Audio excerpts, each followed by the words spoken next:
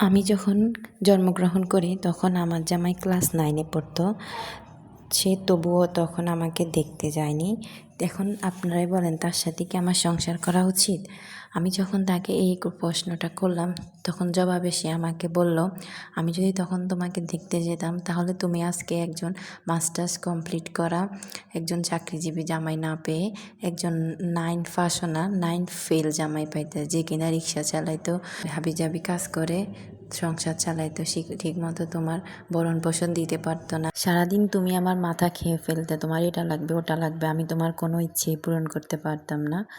তো তোমাকে দেখতে না যাওয়ার কারণ হচ্ছে এটাই, কারণ যদি আমি তোমাকে তখন একবার দেখতাম, এত কিউট একটা বাবুকে রেখে আমি কখনোই পড়াশোনায় মন দিতে পারতাম না। তুমি তো জানোই তুমি কত কিউট। তার কথা শুনে তো আমি লজ্জা পেয়ে গেলাম। ও এত সুন্দর একটা কমপ্লিমেন্ট দেওয়ার পরেও কি আর তার সাথে রাগ করে থাকা যায় বলেন? তাই থাক, তাকে মাফ করে দিই, কি বলেন?